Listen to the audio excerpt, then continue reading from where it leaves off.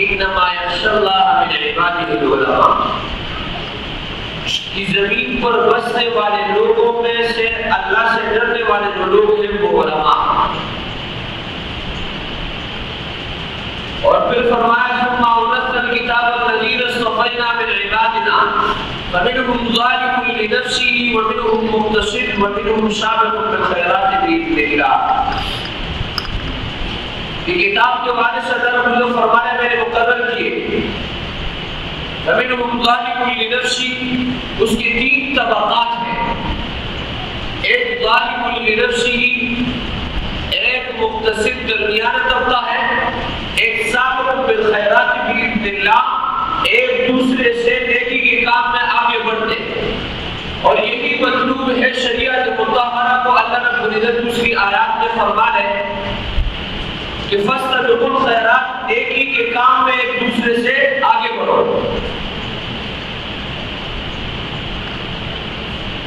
تو نبی پاک صلی اللہ علیہ وآلہ وسلم کے ختم نبوت کی دفعہ اللہ رب العزت نے علماء کرام کو نبی کا وارث مقرر کیا، اور وراثت میں جس طریقے سے آپ کو ایک قید ملتا ہے، اگر اس قید میں اچھی چیزیں ہو یا اگر اس قید میں کنواں ہو، اس قید کی سے نہر گزر رہا ہو، اسی طریقے سے اس قید میں اگر کوئی ایسی جگہ ہو جو پتھریلی ہو، وہ بھی وراثت میں انسان کو مل جاتا ہے۔ اسی طریقے سے علماء کو وراثت میں یہ چیزیں ملی ہیں کہ اگر نبی پاک صلی اللہ علیہ وآلہ وسلم دنیا میں موجود ہے تو نبی اکرم صلی اللہ علیہ وآلہ وسلم کے قتل کا منصوبہ ابو جہل نے تیار کیا، اور سوؤں کا انعام نبی پاک صلی اللہ علیہ وآلہ وسلم کے سر کی قیمت لگائی کہ اگر کوئی شخص نبی پاک صلی اللہ علیہ وآلہ وسلم کو زندہ پکڑ کر لائے یا نعوذ باللہ نبی پاک صلی اللہ علیہ وآلہ وسلم کا سر لے کر آئے گا تو میں اسے سکون کا انعام دوں گا۔ جس طریقے سے میراث میں انبیاء علیہ السلام سے اللہ رب العزت نے علماء کو انبیاء نبی پاک صلی اللہ علیہ وسلم کا وارث مقرر کیا، میراث میں جس طریقے سے یہ فضائل ملے ہیں، یہ چیزیں بھی ملی۔ یہ میرے عزیز ساتھیوں،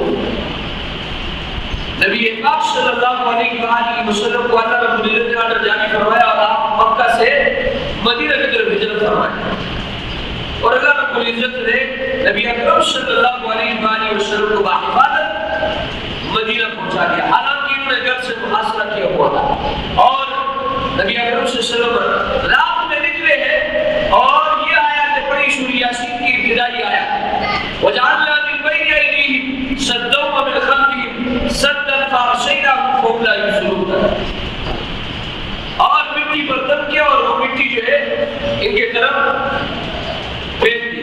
اللہ رب العزت نے اس مٹی کی وجہ سے ان کی آنکھیں بند کر دی اور نبی پاک صلی اللہ علیہ وسلم کا حفاظت بھی کر دی۔ ایک وظیفہ بھی ہے، ہمارے ایک ساتھی ہمارے ساتھ موٹر سائیکل پہ جا رہا تھا، جہاں پہ ٹریفک والے آ رہے ہیں، وَجَعَلْنَا مِن بَيْنِ أَيْدِيهِمْ سَدًّا وَمِن خَلْفِهِمْ سَدًّا فَأَغْشَيْنَاهُمْ فَهُمْ لَا يُبْصِرُونَ۔ شکر ہے، اور میں نے کہا دشمن تو نہیں ہے، کہنے نہیں یہ رشوت لیتے ہیں، رشوت سے بچنے کے لیے میں یہ زمین کے اوپر پڑھتا ہوں، وَجَعَلْنَا مِن بَيْنِ أَيْدِيهِمْ سَدًّا وَمِن خَلْفِهِمْ سَدًّا فَأَغْشَيْنَاهُمْ فَهُمْ لَا يُبْصِرُونَ۔ تو نبی اکرم صلی اللہ علیہ وآلہ وسلم کا حفاظت بات سے نکل گئے۔ عرض یہ کر رہا تھا کہ علماء کرام کو جو میراث ملا ہے ساتھ میں یہ چیزیں بھی ملے، اور لوگ نبی پاک صلی اللہ علیہ وآلہ وسلم کے ورثاء کو اگر شہید کریں گے تو میرے عزیز ساتھیوں، نبی پاک صلی اللہ علیہ وسلم کے دور میں کس نے نبی پاک صلی اللہ علیہ وسلم کی شہادت اور قتل کا منصوبہ بنایا بتائیے؟ ابو جہل ہے، ان کے سب پہ جائے گا، اور جہنم کی اللہ رب العزت نے اپنے مخلوق جہنم کو تیار کیا، اس کے لیے اللہ رب العزت نے مخلوق کو بھی تیار کیا ہے اور اس کے ایندھن کو بھی تیار کیا ہے کہ اس آگ کا عالم کیا ہوگا، جس آگ کا ایندھن انسا ہو اس آگ کا عالم کیا ہوگا۔ اللہ رب العزت نے جہنم کے لیے لوگوں کو پیدا کیا ہے۔ لیکن میرے عزیز ساتھیوں، ایک آیات پڑھ کر سنا دیتا ہوں، بات کو ختم کر لیتا ہوں۔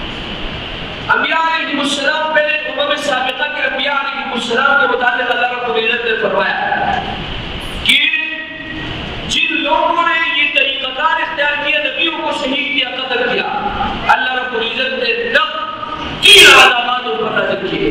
وباءوا بغضب على غضب وباءوا بغضب من الله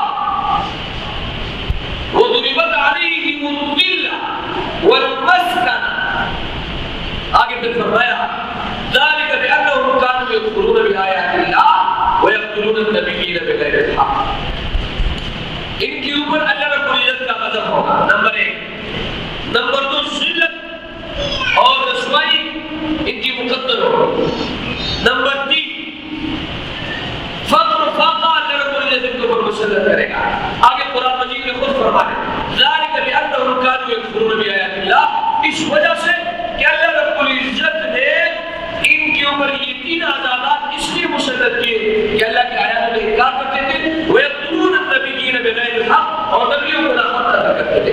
چونکہ نبی پاک صلی اللہ علیہ وسلم پر نبوت کا دروازہ ختم ہوا ہے، اب نبی پاک صلی اللہ علیہ وسلم کے ختم نبوت کی تو پھر اللہ رب العزت نے علماء کو انبیاء کا وارث مقرر کیا. اب اگر علماء کے خلاف اگر یہ کام کرے گا تو میرا عزیز ساتھیو تین عذابات نبی کو ملیں گے.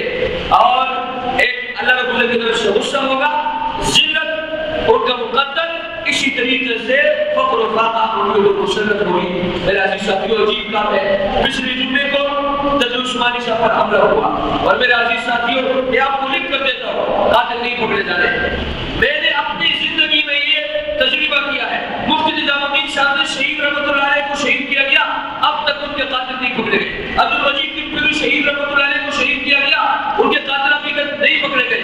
اسی طریقے سے ڈاکٹر حبیب اللہ مختار شہید رحمۃ اللہ علیہ کو شہید کیا گیا، ابھی تک ان کے قاتل نہیں پکڑے گئے. اسی طریقے سے مفتی عبدالسمیع شہید رحمۃ اللہ علیہ کو شہید کیا گیا، ابھی تک ان کے قاتل نہیں پکڑے گئے. اسی طریقے سے میرے عزیز ساتھی یوسف لیدانوی شہید رحمۃ اللہ علیہ کو شہید کیا گیا، ابھی تک ان کے قاتل نہیں پکڑے گئے. اور میرے عزیز ساتھیوں مفتی جمیل رحمۃ اللہ علیہ کو شہید کیا گیا، ابھی تک ان کے قاتل نہیں پکڑے گئے. اسی طریقے سے نواز زلمی رحمۃ اللہ علیہ کو شہید کیا گیا، ابھی تک ان کے قاتل نہیں پکڑے گئے. ضیاء الرحمن فاروقی شہید رحمۃ اللہ علیہ کو شہید کیا گیا، ابھی تک ان کے قاتل نہیں پکڑے گئے. اسی طریقے سے اسحاق قاسمی شہید رحمۃ اللہ علیہ کو شہید کیا گیا، ابھی تک ان کے قاتل نہیں پکڑے گئے. اسی طریقے سے زرداری شہید رحمۃ اللہ علیہ کو شہید کیا گیا، ابھی تک ان کے قاتل نہیں پکڑے گئے. میرے عزیز ساتھیوں اس طریقے سے جامعہ فاروقیہ کے بہت سارے علماء کو شہید کیا، ابھی تک ان کے قاتل نہیں پکڑے گئے. عبدالمجید بن پوری شہید رحمۃ اللہ علیہ کو شہید کیا گیا، مفتی صالح شہید رحمۃ اللہ علیہ کو شہید کیا گیا، ابھی تک ان کے قاتل نہیں پکڑے گئے. حضور کے بہت سارے طلباء کو شہید کیا، ابھی تک ان کے قاتل نہیں پکڑے گئے. اور حال ہی میں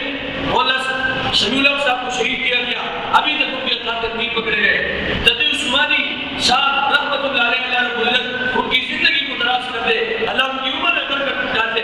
ان کے اوپر قاتلانہ حملہ ہوا، لیکن میرے عزیز ساتھیوں یہ قاتلانہ حملہ ہوا، اس کے قاتل نہیں پکڑے جانے ہیں. اگر مشرف کے میرے عزیز ساتھیوں